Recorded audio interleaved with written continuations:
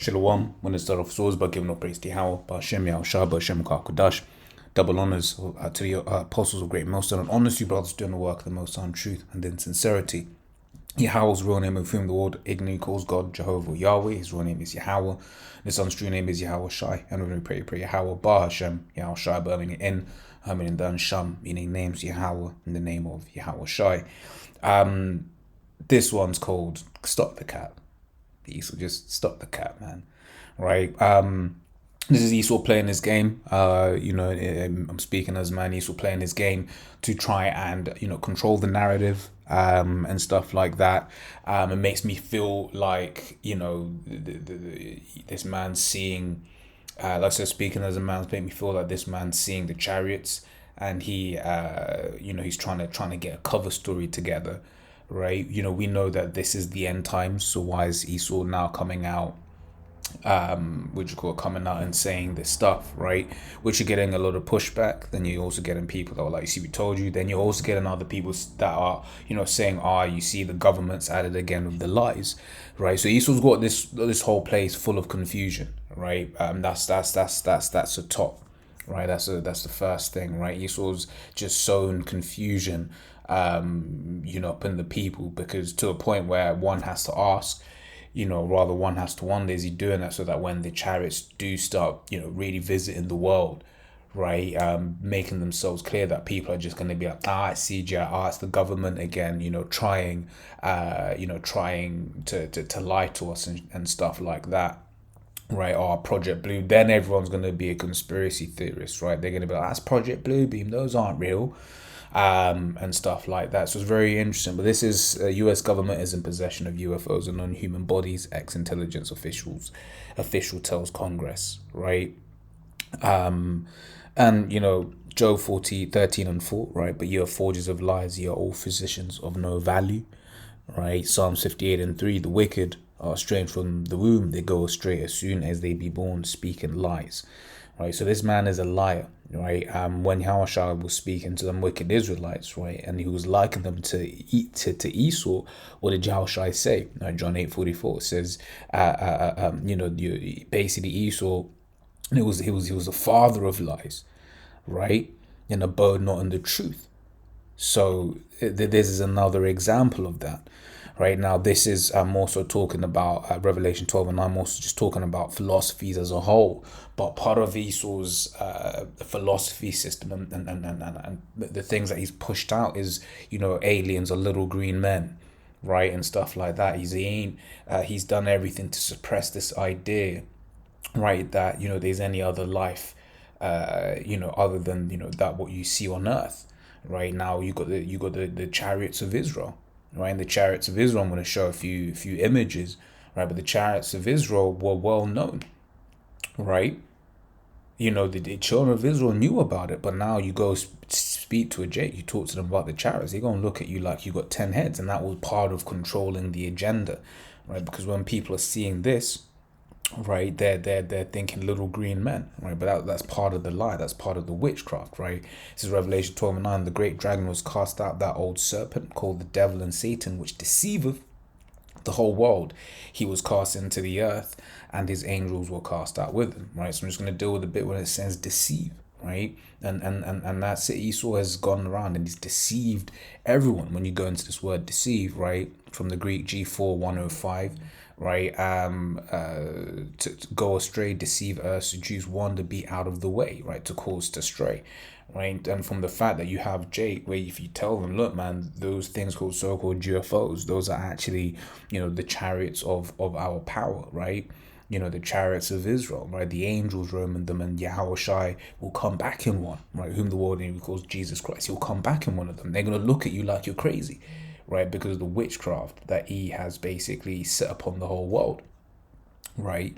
So this is an example, and this is in the National Gallery here in London. I believe I've actually seen this with the brother Napes, brother Napash, right? But when you look here, right, and you go into, can I zoom in like that? Yeah, you see it there, right? And Apostle Gabar spoke on this one. I think that was the reason we even went to go. We even went to go see it, right? In fact, it was definitely the reason we even went to go see it, because I didn't know of this painting before, right? But you basically see this. You see the chariots, and what's it got? It's got a beam in. It's beaming in, right? Shooting the lasers up all up in the cup, right? And then this one here, it's called Israel. And look at the name as well. Israel, put your hope in the Lord, and that's what we do, man. Right? We understand that we ain't coming out of this kingdom except to be for, extraterrestrial help, right? Out of this help from out of this world, spiritual intervention. That was the phrase I was looking for, right? And it's a monastery church, Shigoswara, Transylvania, so Romania. And what do you see above the church, right? What to me looks like a chariot, man, right? This is how they've depicted the chariot in this particular image, right? And once again, someone may be like, oh, that's not, that's this, that's that, whatever. Fair enough. But like I said, when I'm looking at this, I'm like, yo, that's a chariot, especially when the title of it is Israel, put your hope in the Lord. Right, there are several precepts go into base us Israel being saved by way of these chariots. Okay, let's close some of these tabs. Right, this one is the baptism of Christ. Right, I believe it's Gelder. Right, I should have saved it, but it says if you just look the baptism of Christ 1710, you should be able to find it. And once again, it's a similar thing. You see what I'm looking at this, I'm like, yo, that's rays of light. Right, rays of light. It appears that everywhere else is dark, but then this bit is lit up, right? And then you got a disc, right, a cloud in the sky, if you will, right? And then the last one here, right? This is the Madonna with Saint Giovanni. So the Madonna with Saint, and then Giovannino, I believe, is the artist, right? And you got this thing flying in the sky. Right, and then when you kind of look at it, it kind of looks like this individual's kind of looking up, seeing what it is. Okay. Once again, you can, people at the end of the day, this ain't the scriptures, right? People may be like, oh, they UFOs, this, that, and the other, because ultimately we have the perfect, we have the manuscripts that prove, right, that these flying vehicles exist. Okay, so this is Exodus 13 and 21, because once again, Israel knew, right, of the chariots. It wasn't like we didn't know. It wasn't like these things didn't exist. No, we knew what they were. Okay, and this is what it is. Exodus 13:21, and Yahweh went before them by day in the pillar of a cloud to lead them the way, and by night in the pillar of fire to give them the light to go by day and night. Right, he took not away the pillar of the cloud by day, nor the pillar of fire by night from before the people. Right, and what's that going into? Once again, that's going into the chariots, right? The chariots of Israel, right? The fact that when we were led out the wilderness, right, the chariots were there, right? The chariot of the Lord was there, right, to guide us the way, right? Again in Exodus, but this time 40:34, right? It says, then a cloud covered the tent of the congregation, and the Salakia and the glory of Yahweh filled the tabernacle, right? It says that Moses was not able to enter into the tent of the congregation because the cloud abode thereon, and the glory of Yahweh filled the tabernacle, right? And once again, this was talking about the chariots, right? And Israel, these things weren't, they weren't scary to us, right? As we saw in those different pictures, paintings rather, right, spanning, which got, I believe, a few centuries, to be fair. Right, yeah, 1600s, I remember, 1700s, I remember. I forget what period the other ones were. I've closed them now, but when you're looking at them, people knew about the chariots. And in fact, 1600s, when was the scriptures written? 1611. So, once again, speaking as a man, there's a very good chance, right, that as the translators were translating, they was like, oh yeah, I know what they mean. It's a cloud. I know what they mean by that, right?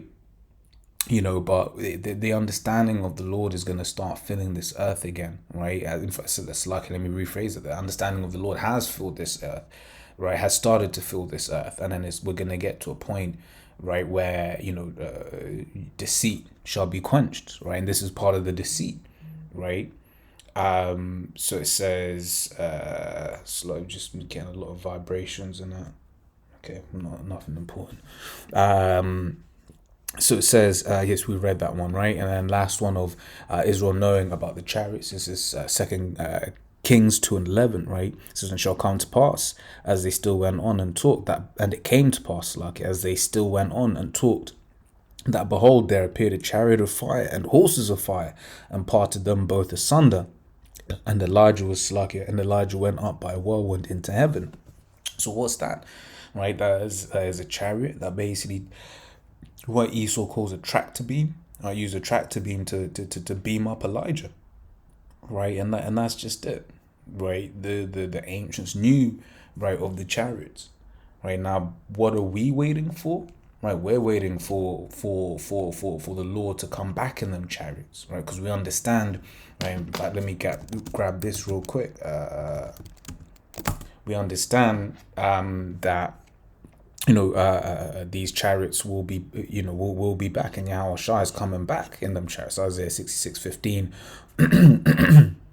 For behold, the Lord Yahweh will come with fire, right, and with his chariots like a whirlwind, to rend his anger with fury and his rebuke with flames of fire. Right, so the Lord is coming back, right? Well, why? Let's read it. So, for by fine by his sword will the lead plead, which the word here in the Hebrew is shapat, which means to judge, right? So to read it probably, for by fire and by his sword will the Lord judge all flesh, right? And the slain of the Lord shall be many, right? So Yahushua is going to be getting busy, right, when he comes back. In fact, when are we linked to it here? No, or is it like what's Luke 18:8 maybe?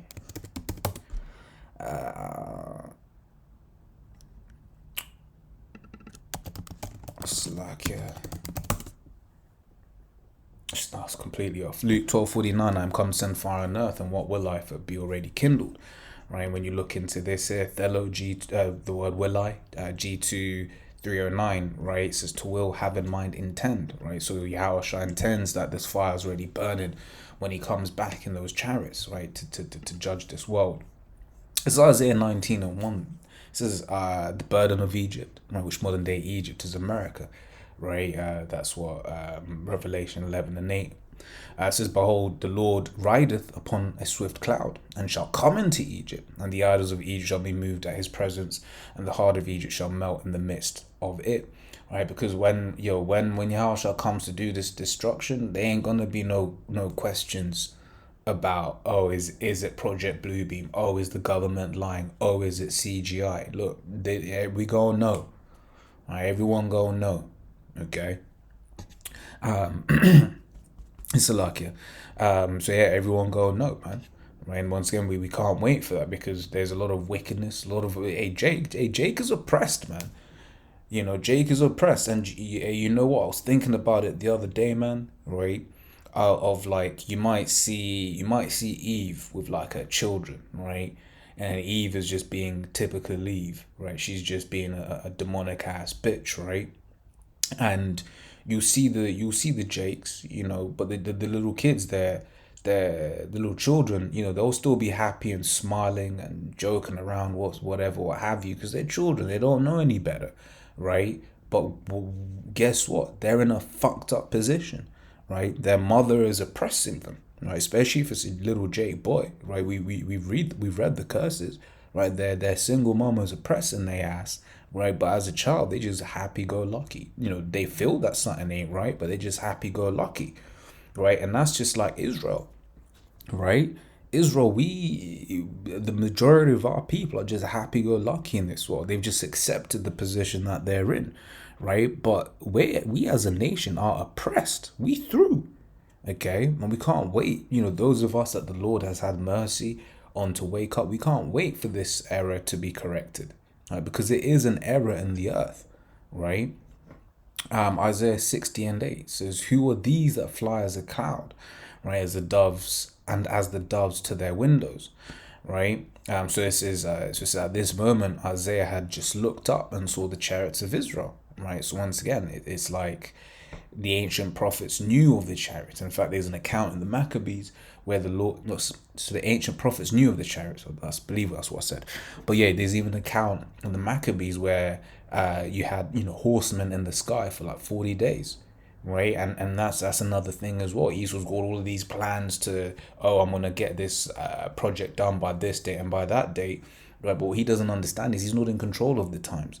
And what happens if the Lord just has on all the major monuments, wicked monuments of the world, right? Just chariots hover over them, hover over Big Ben, hover over the White House, hover over all of these different places, right? What if the Lord, if maybe not even that, what if the Lord just had the chariots just chilling? Every now and then you'd be watching, a game of soccer, right? And then you just see the chariot just there, what do you call it, mid game, just come and cover the pitch, right? Everyone's looking at, oh man, what's that? Okay.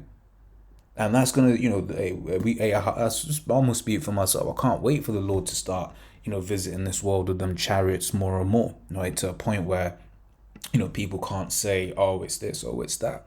So Zechariah 5:1, then I turned and lifted up mine eyes and looked, and behold, a flying roll, right? And there's loads of pictures, not loads, but like this was very much depicted in that movie, knowing this particular precept, right? Where they had the picture on the wall and, had this as a precept written down there, and then at the end you see it, right? But they were basically going off of this precept here. Then I turned and lifted up mine eyes and looked, and behold, a flying roll, I a chariot. And he said unto me, what seest thou? And I answered, I see a flying roll. The length thereof is 20 cubits, and the breadth thereof 10 cubits, right? But guess what? It says, then he said unto me, this is the curse that goeth forth over the face of the whole earth. For everyone that seeth shall be cut off as on one side according to it, and everyone that sweareth shall be cut off as on that side according to it, right? And that's it, man. So this is actually a curse. That's why they get scared when they see the chariots. Hey, we don't get scared. We rejoice, right? Hey, we've all seen videos where fleeted chariots come up over a camp of Israelites. Would you hear? Praises to Yahweh Shem Shai, right? God Allah Yahweh Shem Shai, right? Come Yahshua, right? You hear the joy that Akim feel when they see these chariots, okay? Why? Because we know this. So I'm gonna read into it a little bit, right? Acts 1:9. Then, and when he had spoken these things, while they behold, he was taken up, and the cloud received him out of their sight. And while they looked steadfastly toward heaven as he went up, behold, two men stood by them in white apparel, which also said, Ye men of Galilee, why stand ye gazing up into heaven? This same Yahushua which is taken up from you into heaven shall so come in like manner as ye have seen him go into heaven. Right? So that's why we look up, because we know Yahushua is going to come back in them chariots. That's why we get excited, right? We know, look, man, okay, fleeted chariot, it's comfort because we hope to be in those chariots, right? Psalms 91, right? To be beamed up in there, to be protected from this destruction, okay? And then just the precept of Acts 1:11 is Revelation 1:7. Behold, he cometh with clouds, right? And every eye shall see him. Right, so everyone go and see, right? It says, and they also which pierced him, which proves reincarnation, and all kindreds of the earth shall well because of him, because he ain't coming to bring no damn lilies, man. Right, we read in Isaiah 66:15, right? It says, even so, aman. Okay, so that's why we look up to the heavens. And personally, that's why I think Esau's trying to get control of this narrative, because we'll see what's going to happen, where he's going to continue moving on with this conversation topic. Because once again, the question is, why now? Why is he speaking about it now? Right, we can't wait for the Lord to start visiting this earth, man. So yeah, as always, Lord's will, that was edifying. Stop the cap, Esau, man. Right, and yeah, till we meet again. Shalom. Yabashim Ashab Shim Kaka. That's Shalom.